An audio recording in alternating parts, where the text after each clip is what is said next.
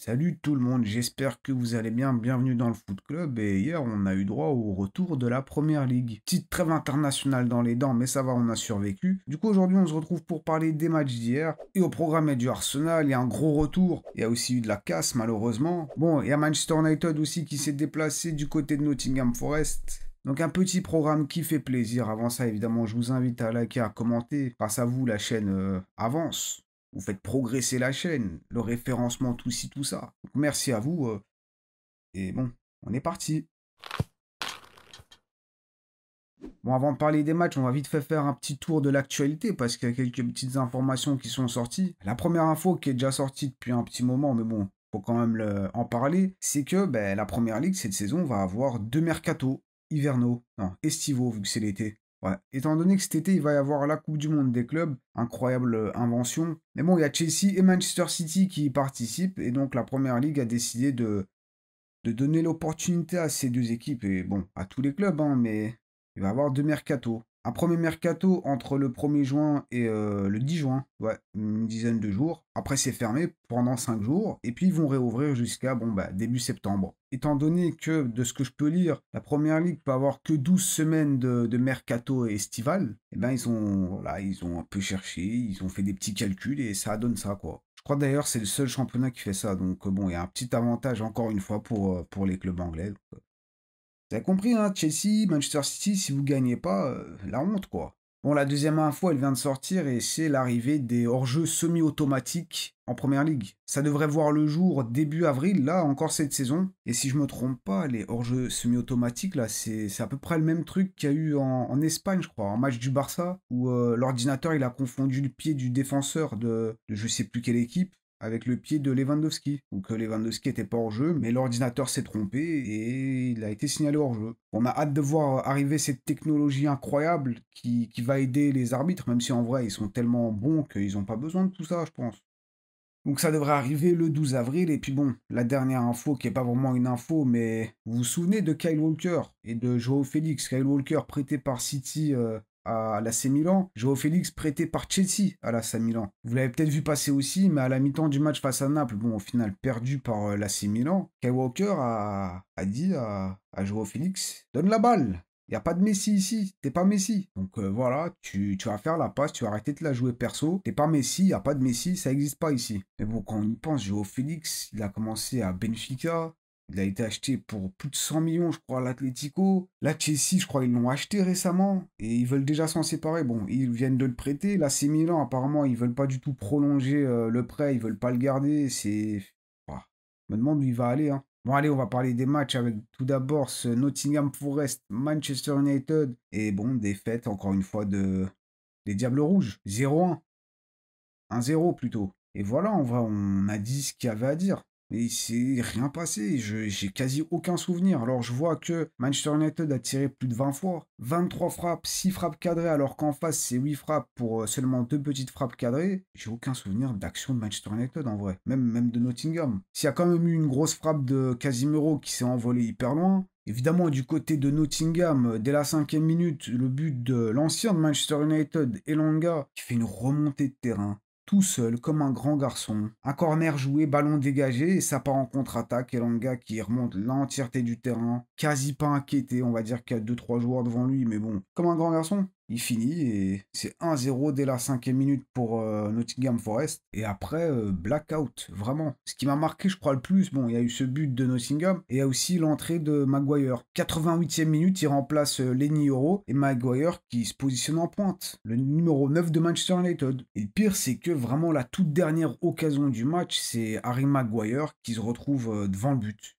Il frappe et sauvetage vraiment sur la ligne du défenseur de Nottingham, Murillo qui la sort. Et juste après, l'arbitre qui siffle, vraiment 96e minute, je crois. Puis voilà, quoi, United, ils avaient quoi, un truc comme 70% de possession. Mais ouais, non, c'est mou. Vraiment, c'est pas la saison. Faut attendre pour la saison prochaine avec les transferts. Là, on parle aussi de Bruno, apparemment, il y a un intérêt du côté du Real. Que c'est vrai, est-ce que c'est pas vrai, j'en sais rien. À noter aussi que du côté de Nottingham Forest, il n'y avait pas Chris Wood. Et je sais, vous vous en foutez, hein, mais bon, il fallait quand même le dire. C'est un des meilleurs buteurs du championnat. Blessé, il n'était pas là, et bon.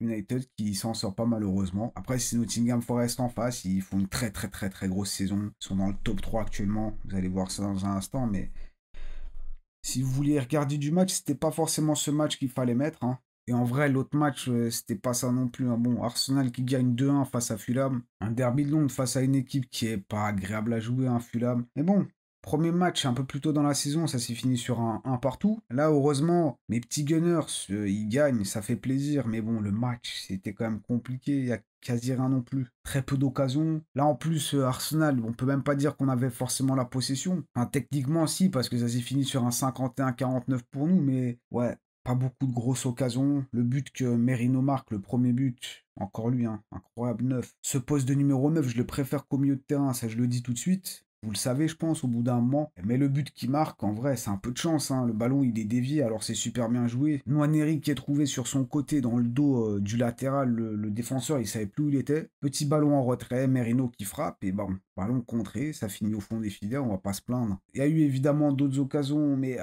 ça manque d'un petit truc en plus, celui-là. Ils ont quand même super bien défendu, ils étaient très très bien organisés. Après, bon, ils essayaient de prendre Arsenal en contre-attaque, ils n'ont pas trop réussi, ils n'ont pas créé beaucoup d'occasions en vrai, jusqu'au moment où aussi, où tu as quand même Bukayo Saka, le retour du Starboy, du petit piment. Bukayo Saka qui rentre à la 60e minute, on va dire, je sais plus exactement, mais à l'heure de jeu, et qui met son but en plus quelques minutes plus tard. Aile de pigeon magnifique de Martinelli, qui prolonge au second poteau pour Saka, qui met sa petite tête, je crois, et c'est 2-0 pour Arsenal. Mais à quel prix?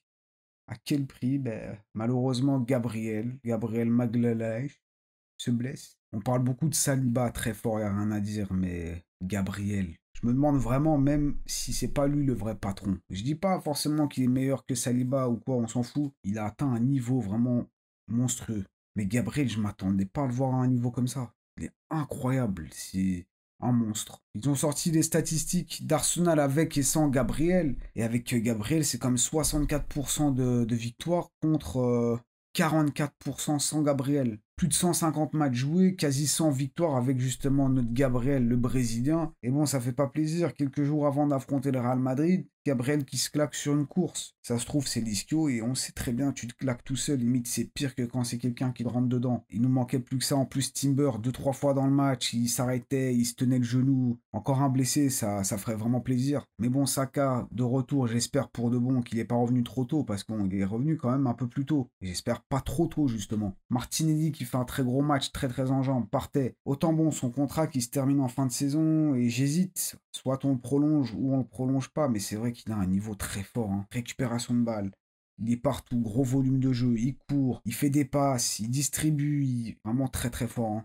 S'il le prolonge en vrai, je me dis de plus en plus que peut-être, pourquoi pas. Ça peut être une bonne idée, hein. Et bon, à la fin du match, prenez quelques petites notes et je mets clean sheet, ça fait plaisir. Au moment où je relève les yeux, je vois quoi? Fulham a marqué. Voilà, 94e minute, Fulham sur une erreur d'attention, je sais pas. Centre, frappe et bon. Ballon, je crois qu'il passe entre les pieds de Saliba et c'est 2-1 malheureusement le clean sheet. Ah, dommage. Mais bon, j'ai lancé une malédiction, fallait attendre jusqu'au bout. J'ai été impatient, c'est ma faute. Désolé à tous les supporters d'Arsenal. Bon, victoire d'Arsenal, c'est le plus important malgré cette blessure de Gabriel. J'ai encore les larmes aux yeux. Bon, il y a aussi eu un troisième match entre Wolverhampton et West Ham, victoire des Wolves, 1-0. Et au niveau du classement, bah, il n'y a absolument rien qui a changé. Arsenal et Nottingham Forest toujours deuxième et troisième. Manchester United toujours 13e, mais attention, là, juste derrière, il y a Tottenham. C'est quoi? C'est un coq ou un pigeon, je sais plus. Bref, il est juste derrière. Et ils peuvent passer devant en cas de victoire face à Chelsea. Mais ce match, comme vous pouvez le voir, ce sera seulement demain, jeudi, à 21h. Sinon, tout à l'heure, ce soir, t'as Manchester City qui reçoit Leicester. Newcastle qui affrontera Brentford. Un bon petit match, ça aussi. Et le derby de la Merseyside, avec Liverpool, évidemment, et Everton, à 21h. Et pendant que les autres championnats jouent leur petite coupe, nous, on a la première ligue. Et ouais, mais bon, pour ce soir, pour aujourd'hui, c'est fini. Merci d'avoir été là, comme d'habitude. N'oubliez pas le petit triplé, like, commentaire et abonnez-vous si ce n'est pas encore fait, parce que sinon, bah, votre équipe est reléguée. Donc ce serait dommage. N'oubliez pas, du coup. Nous, on se voit très vite, soit demain, soit vendredi, pour parler du reste des matchs. Sur ce, à plus.